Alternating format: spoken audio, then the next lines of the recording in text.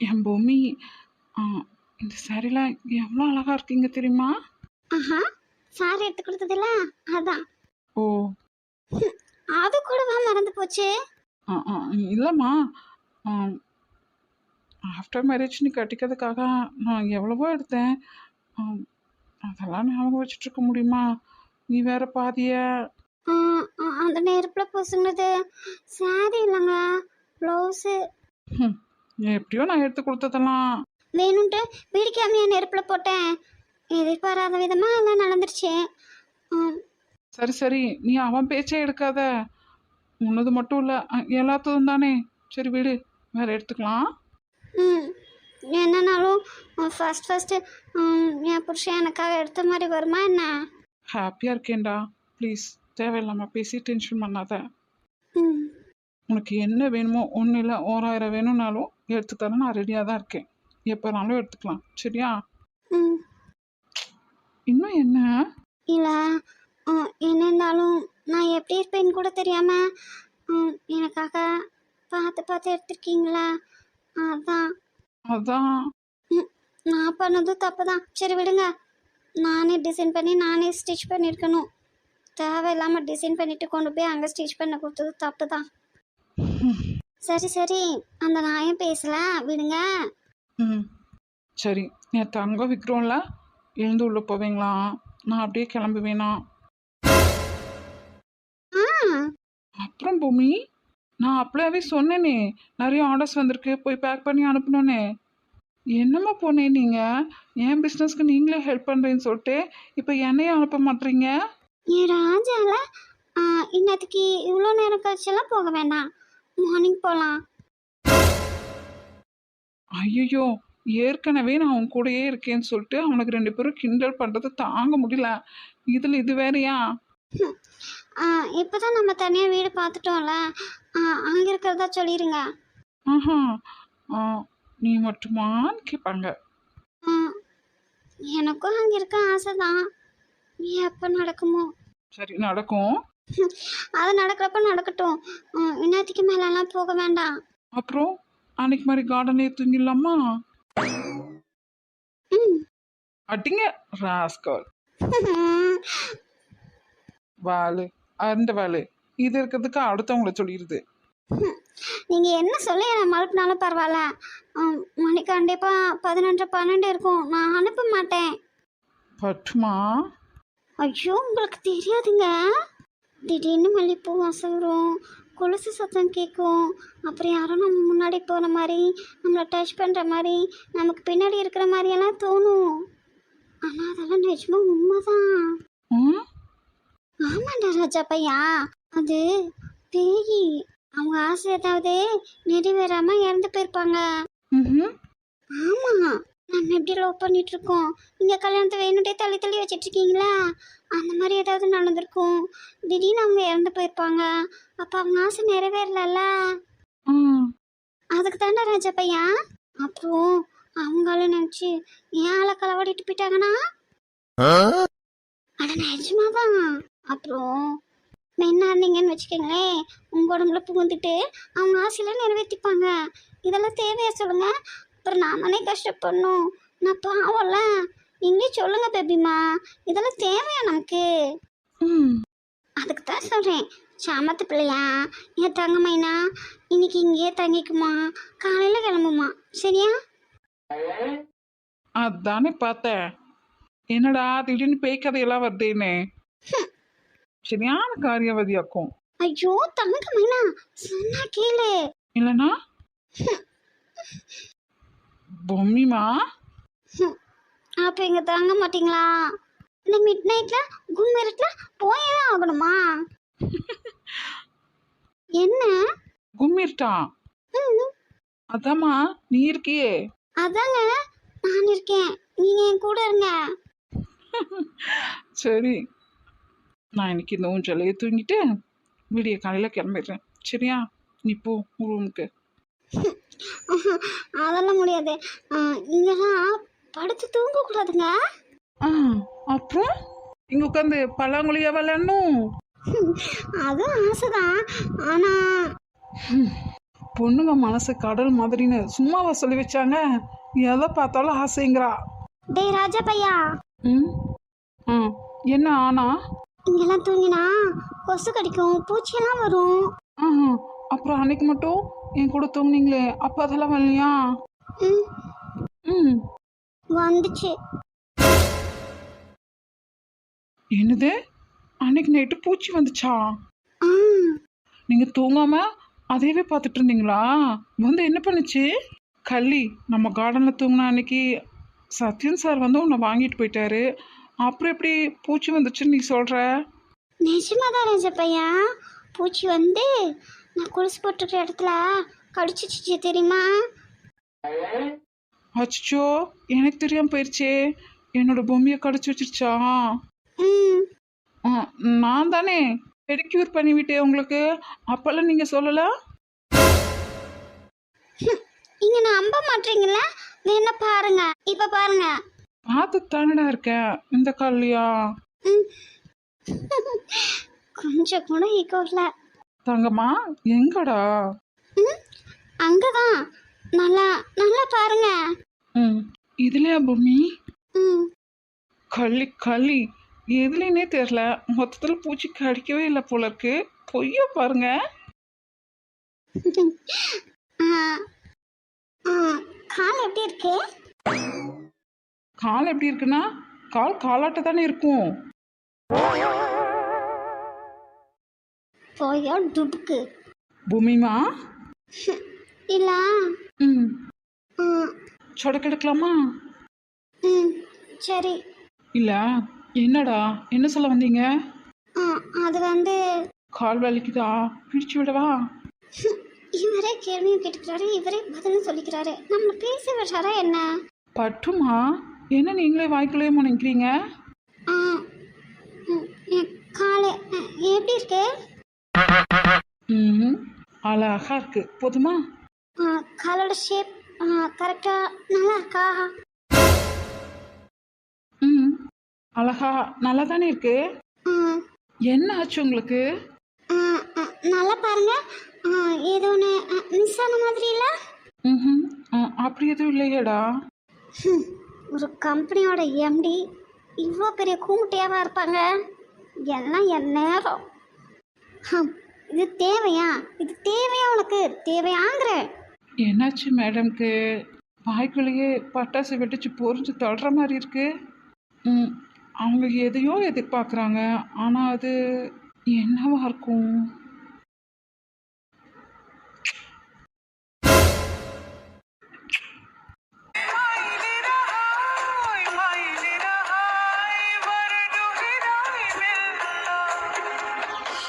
ம் என்னது?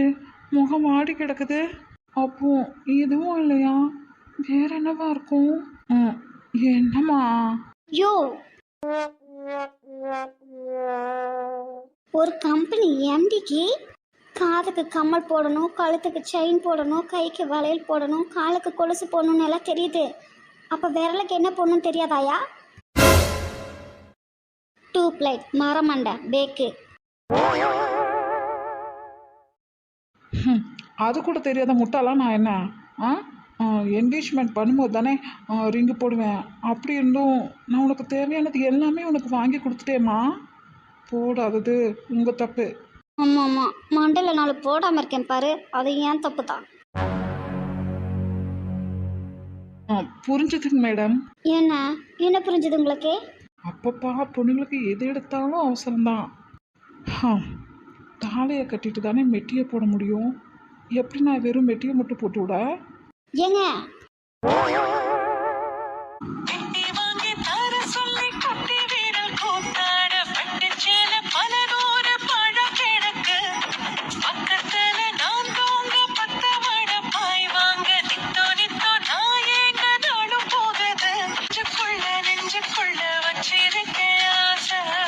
எல்லாம் தெரிஞ்சு வச்சுக்கிட்டே.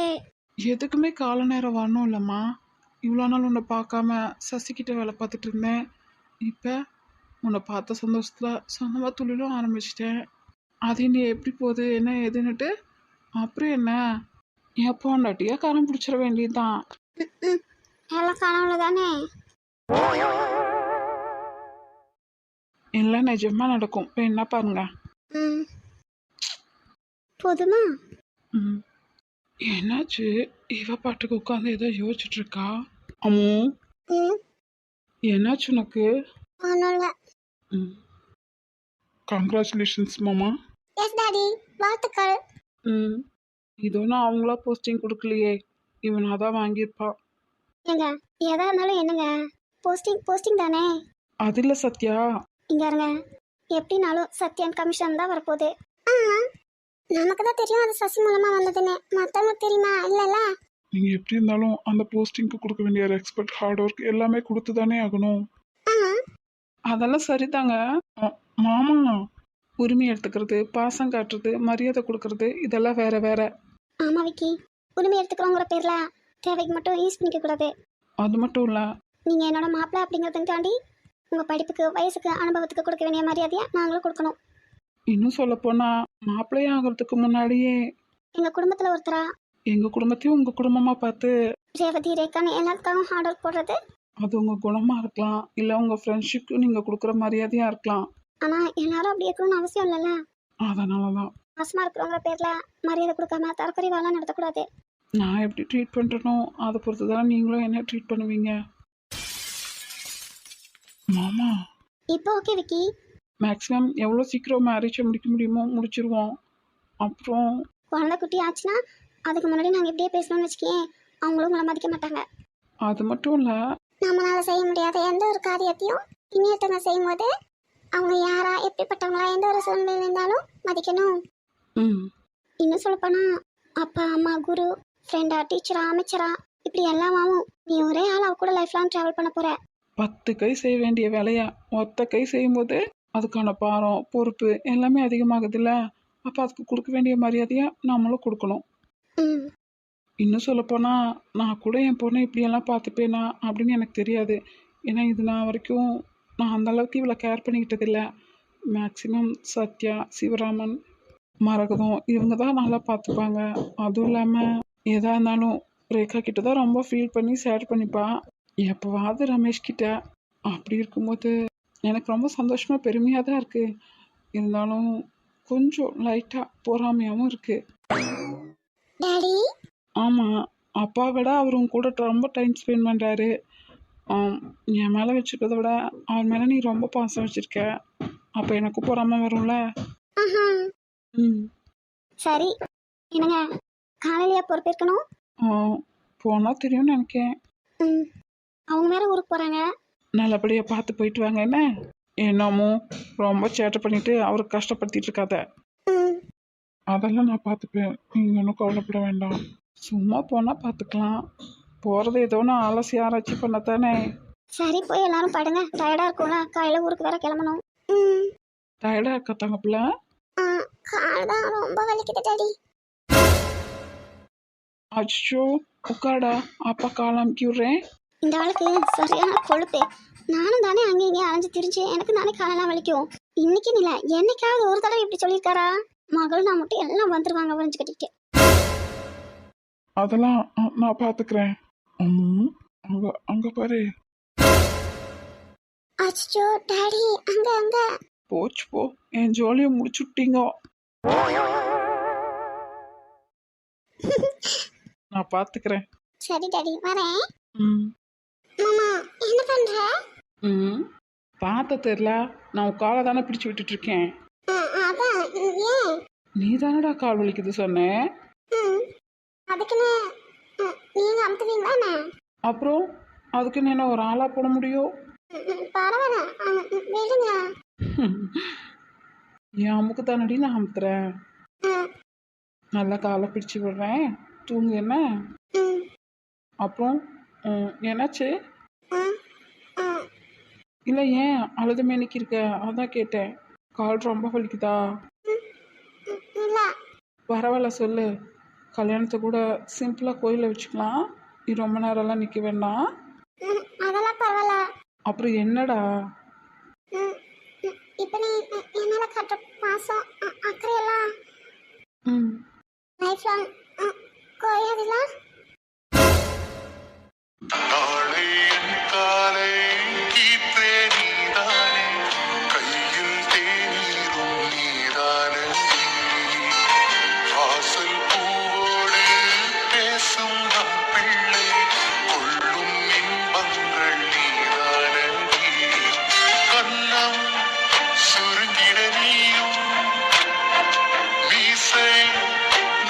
வாழ்ந்திட நானும்.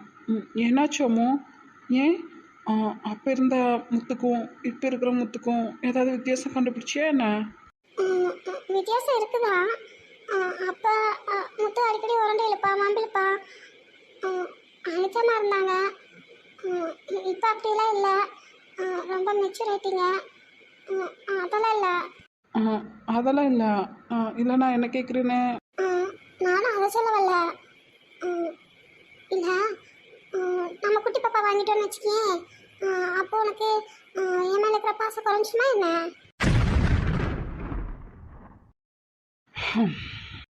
இதுதான் விஷயமா? அப்படியெல்லாம் குறையாது, கூடும். நிஜமாவா மாமா? ம் அப்படியே? உங்கள் மம்மி சும்மா ஃபன்னுக்கு அப்படி பண்ணாங்க. அப்புறம் தன்னோட ஹஸ்பண்ட் தன்னை விட பொண்ணு மேலே அதிகம் பாசம் வச்சுருந்தா மனசுக்குள்ளே ரொம்ப சந்தோஷப்படுவாங்க. ஆனால் வெளியே காட்டிக்க மாட்டாங்க, பொறாமைப்படுற மாதிரி காட்டிப்பாங்க. அது சும்மா, சரியா? நீ அதை ஒன்று சீரியஸாக எடுத்துக்காத. நான் கூட என்னைய குப்பத்தட்டிலிருந்து தானே எங்கள் அம்மா தூக்கிட்டு வந்துச்சு சொல்லும், அதனால தான் என் அம்மாக்கு என் மேலே பாசம் இல்லையோன்னு நினச்சிட்டேன். ஓ ரேகாவை உங்களை வித்யாவை என்ன பார்த்தீங்களா ஹாஸ்பிட்டல்லேருந்து தூக்கிட்டு வந்தாங்க, என்ன பார்த்தீங்களா எங்கேருந்து தூக்கிட்டு வந்திருக்காங்கண்ணே? ஆஹா, அப்போ நீ உங்கள் அம்மாவுக்கு பிறக்கலையா? எங்கள் அம்மாவுக்கு தான், ஆனால் குப்பத்தட்டிலேருந்து எடுத்துகிட்டு வந்தாங்க. ஆமாம், ம் என்ன குப்பத்தட்டிலேருந்து எடுத்துகிட்டு வந்தாங்கன்னு நீ சிக்க பார்த்தியா? ஏய், அதெல்லாம் சும்மா சொல்லுதுடி அம்மு. உன்னையும் ஹாஸ்பிட்டல்லேருந்து தான் கொண்டு வந்தாங்க, சரியா? நீ உங்கள் அம்மாவுக்கு தான் பிறந்தேன். ஐயோ இல்லை மாமா, குப்பையிலேருந்து பொம்மையை பொறுக்கி வயிற்றுக்குள்ள வச்சுட்டு அதை அப்படியே நம்ம சாப்பிட்ற சாப்பாடெல்லாம் சாப்பிட்டு வளர்ந்து வரும். அப்புறம் தான் என்ன வெளியே எடுத்தாங்க. அதான். இந்த கதையெல்லாம் யாடா அம்மு உனக்கு சொன்னது? எங்கள் மம்மி தான். ஆஹா நான் பெற்றத தப்பு, நீ எனக்கு வேணான்னு தூக்கி போட்டுருக்கணும் அப்படி சொல்லும். ஆஹா, நீ அந்த அளவுக்கு அப்போ சேட்டை பண்ணுற?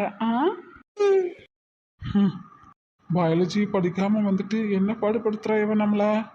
சரி, என்ன இன்னத்துக்கு குளிச்சு ரெடி ஆயிருக்க?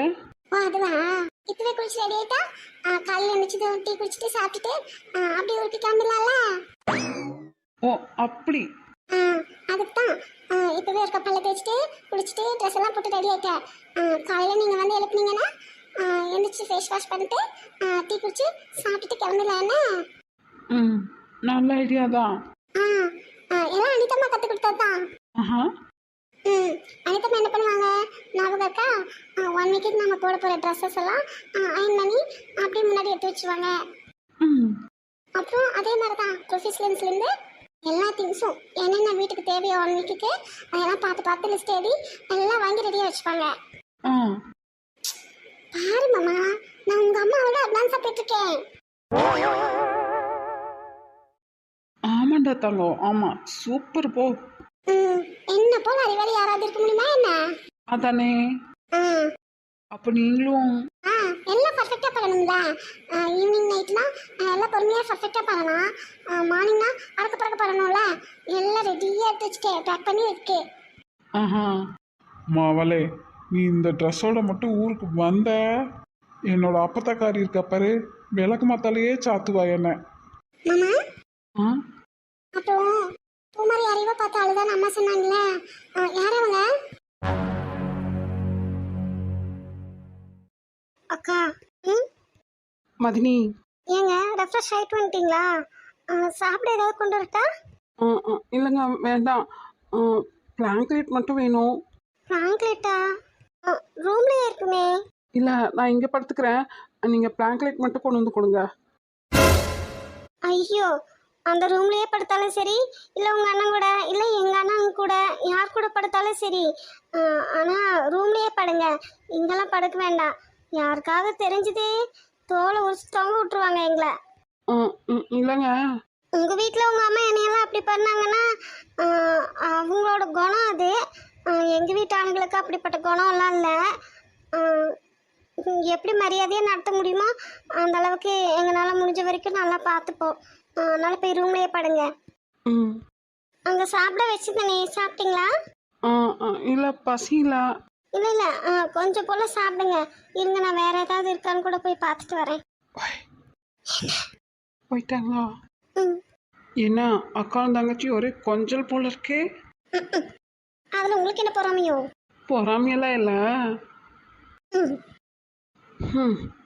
நிறைய அண்ணனும் நார்மலாக இருந்தால் நானும் உங்களையாட்டு தானே என்னெல்லாம் ஷேர் பண்ணணும்னு தோணுதோ அதெல்லாம் அவன்கிட்ட ஷேர் பண்ணிட்டு இருப்பேன்ல. இப்போ பாரு ஒரு கை உடஞ்ச மாதிரி இருக்கு.